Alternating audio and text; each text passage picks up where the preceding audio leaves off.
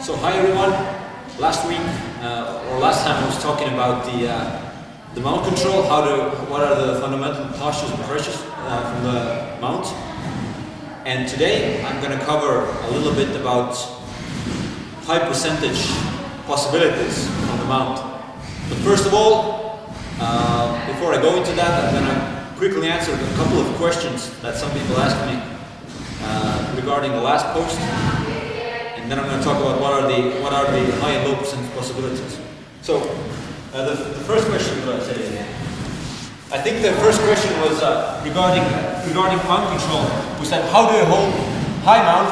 How do you hold when you go high mount? Then you still try to connect the feet together. How do you hold it? I think the question was that when he tried to hold it, it somehow failed on him. The thing about the high mount is, that's my answer to this. The thing about high mount is that you can't stay there too long without doing anything, because even if I come really high here, yeah, he is very uncomfortable. You can use that as I think he mentioned that he was using his feet on the hip. That's okay. You can do that, and you can maintain control here. But in my opinion, when you go high mount, you can't stay there without doing anything too long, because he's gonna shrimp, and he's gonna do little bridges, and he's gonna just kind of push his arms down. He's gonna like little climb it there. He's eventually gonna do it. It's really hard. If you manage to get here, it's really hard to just try to maintain it. What I try to do is I try to use crossface, and I try to connect my feet still. The reason why I would rather prefer try to connect with my feet rather than just staying here is because when he bumps me, he bumps me. You see my legs like a little bit come off from. I'm not connected with him anymore. I'm not connected with him anymore, and that's why he can get space there and make the escape. If my legs are underneath him, that's one of the reasons why I want to keep your legs underneath him. Because when he bumps, you see you want to pull your butt and heels back together.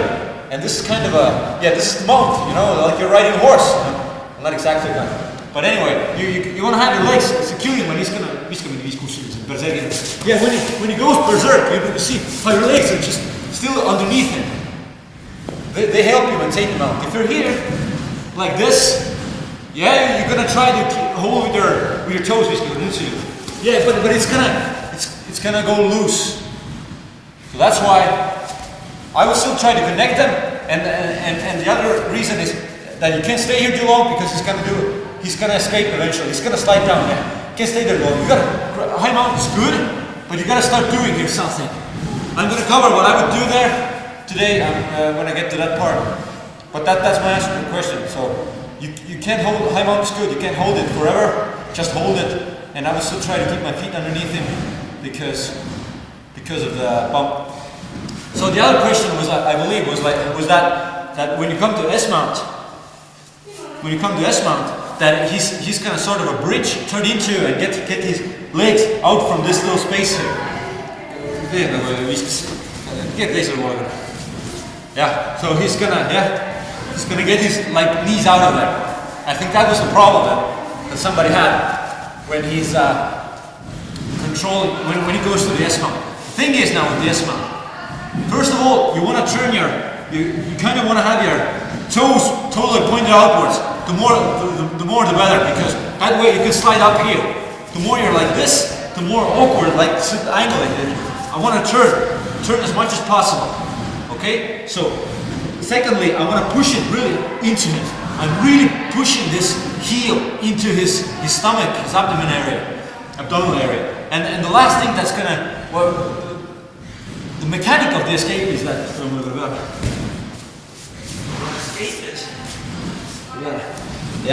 the thing is, he's gonna make a little bridge, and he's gonna shrimp that way. Yeah, I make a little bridge and a shrimp. The thing is, I gotta get that space, and then I need to turn into him. Okay, I'm on my side. You see, I'm here. I make I shrimp a little bit. Okay, and then I gotta turn myself back, facing him. Okay, so that's how he's gonna escape. He's gonna do the little bridge, Yeah, and he's going to get his knee out. Now, if you remember last week I talked about that hips in pressure, and I want to make that pressure when he turns a little bit. I want to always maintain the pressure that he's turning that way and make it really hard for him to turn back into me. So the same thing applies here, and it's the same pressure I'm going to talk about today, but when we attack from the mount. So you see, when he turns on his side, I immediately from here on out, he exposed his side, and I'm going to talk about that in depth, not in depth, but I'm going to talk about that when we attack it. As soon as he made it, I'm going to try to push him, keep him exposed. It doesn't matter, even if he gets his leg out now, see, he shouldn't be able to turn back into me. Yeah, he's exposed, even if he gets it to a half guard.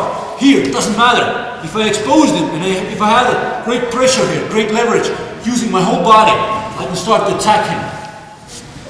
So, thing is, you gotta have the pressure. You can't be here like little loosey-goosey, because when he does, he can't turn back into it. See, he was one side, he turned on his side, did the bridge, then he turns back into it. And when he turns his side, go, boom, it's nailed. Now I'm gonna pressure him. It doesn't even matter anymore. If he gets late or whatever, if I keep this control here, I will get the attack. Yeah. So that's my answer to that question.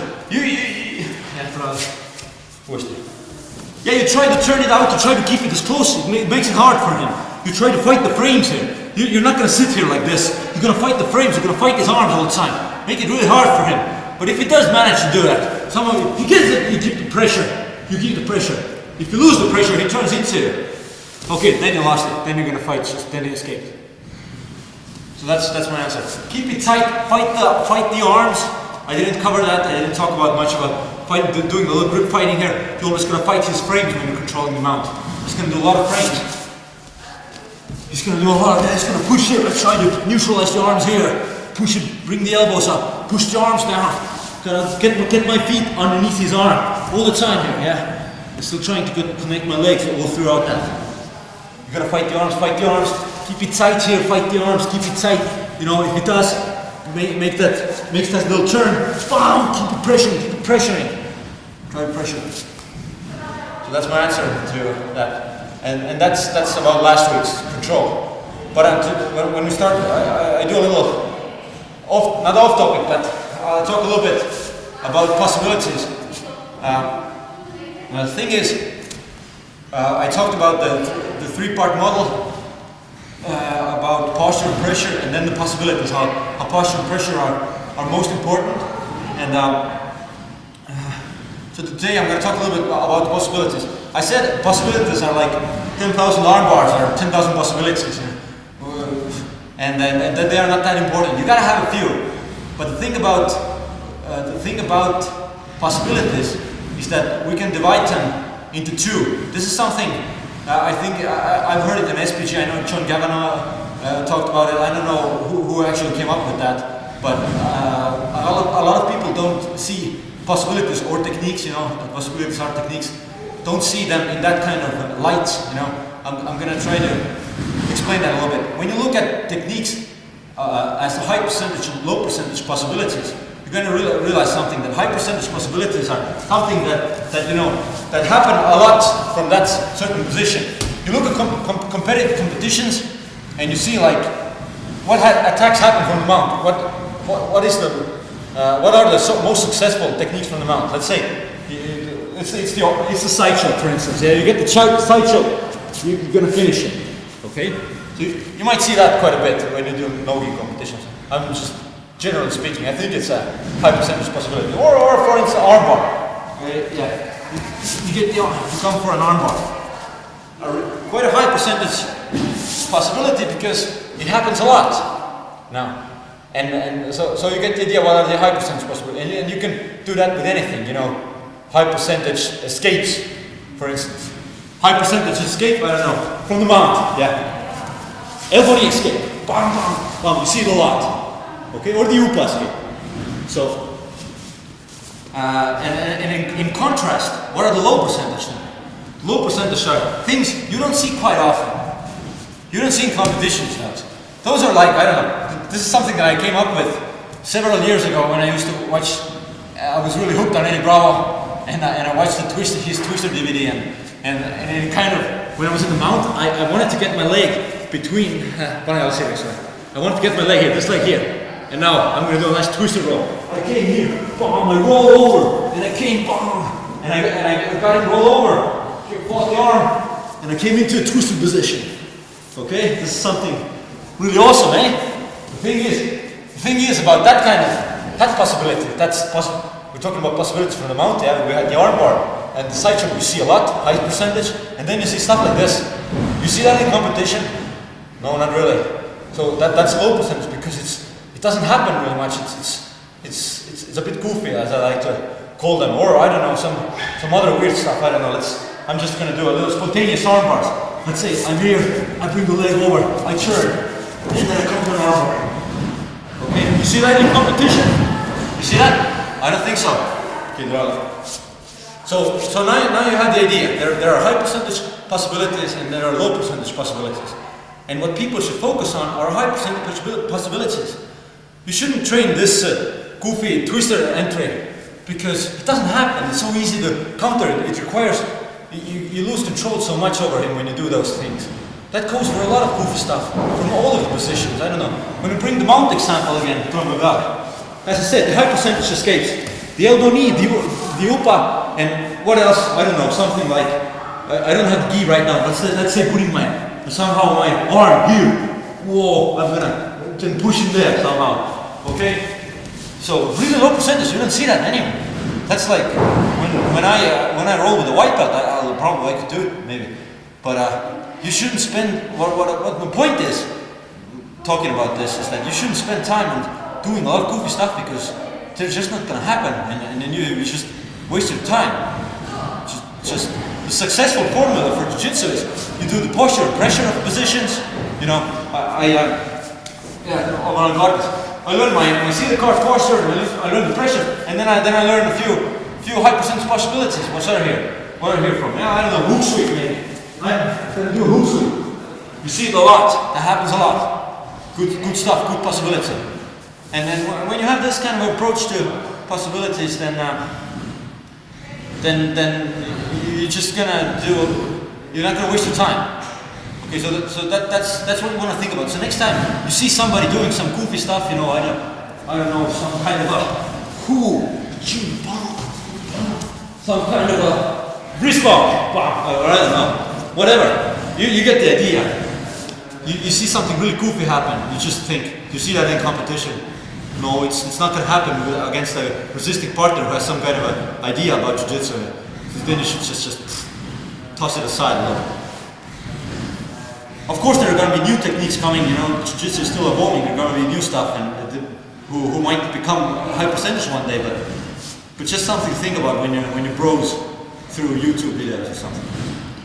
Okay, so and the last thing, I just wanted to bring you a little example about what are the high percentage possibilities to attack from the mount in no-gi.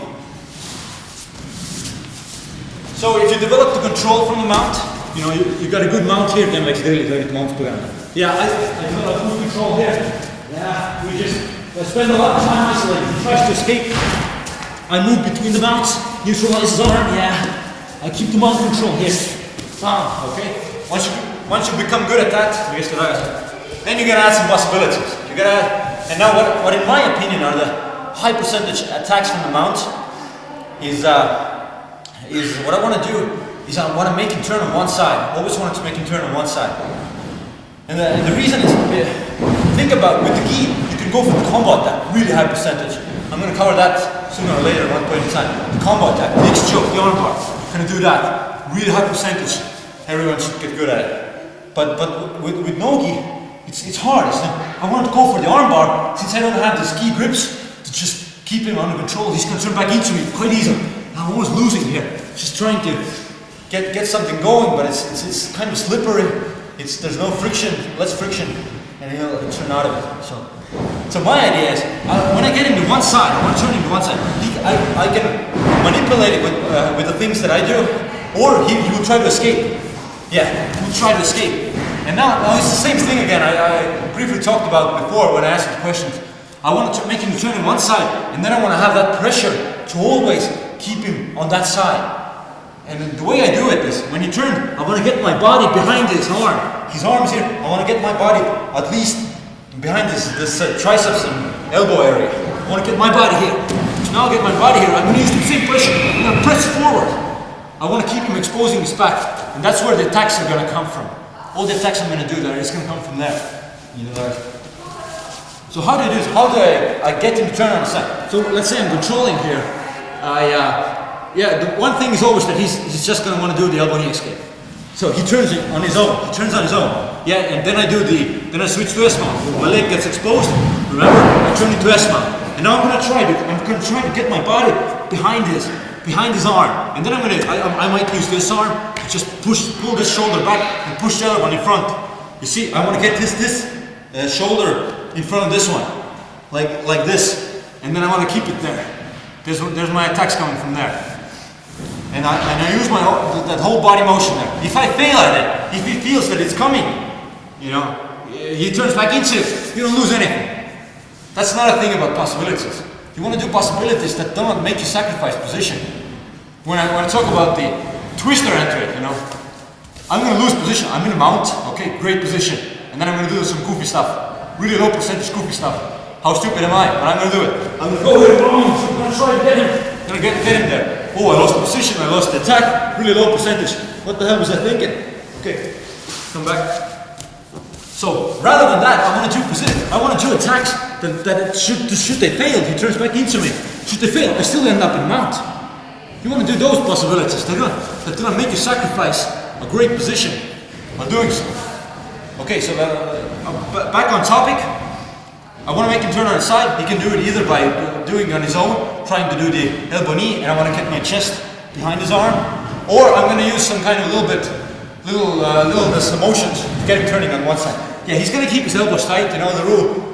Keep your enemies close, keep your elbows closer.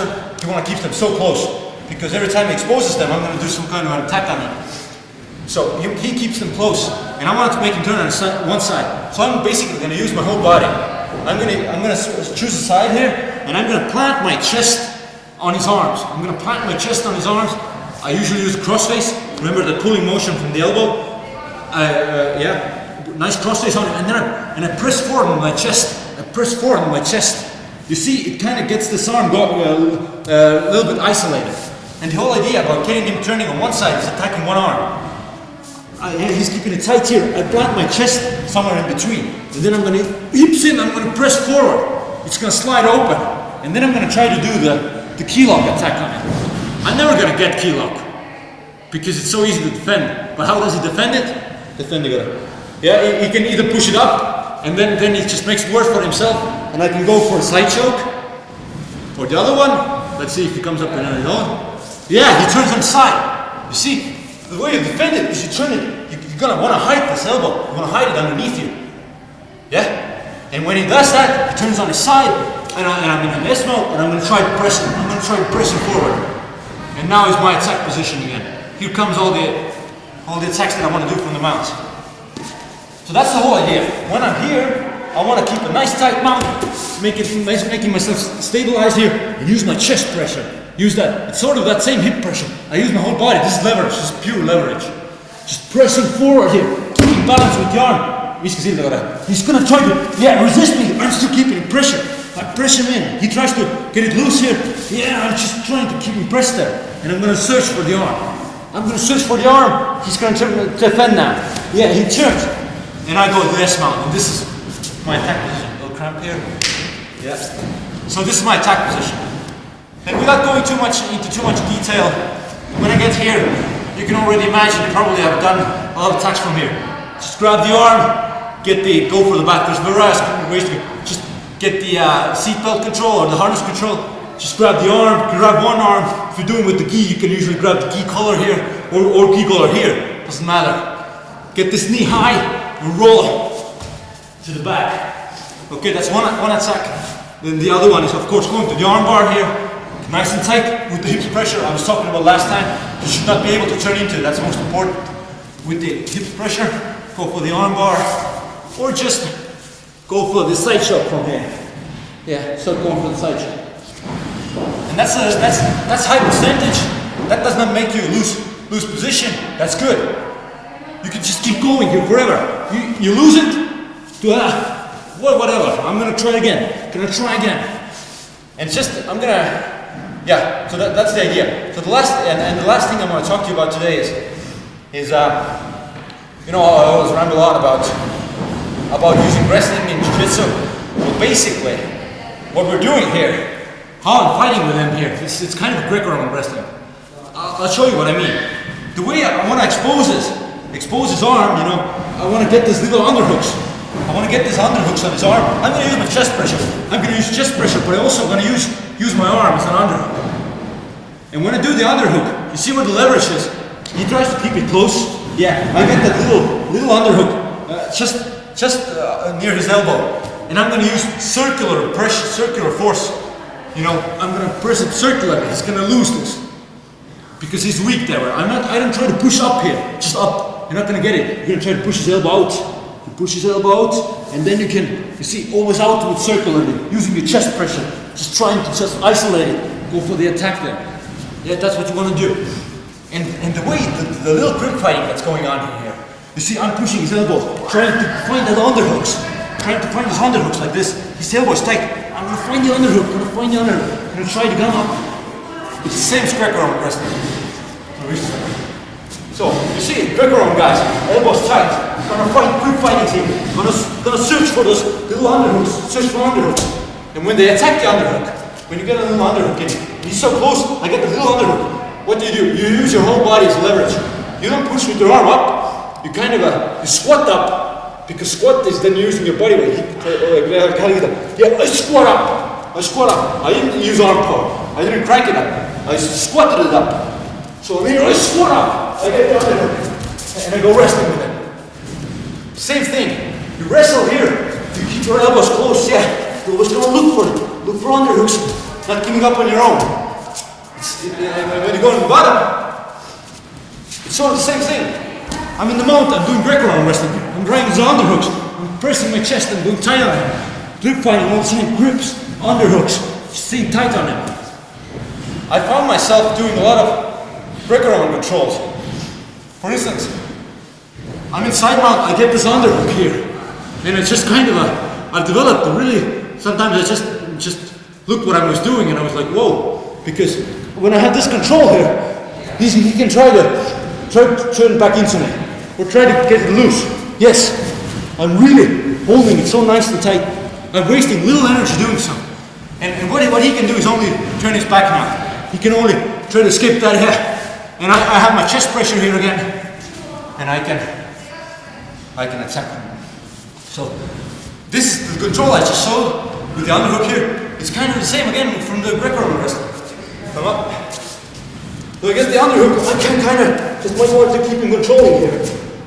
When you do wrestling, you kind of find those upper body controls, and you kind of sort of recognize them on the ground. Sort of his body just does the same things, but in jiu-jitsu positions.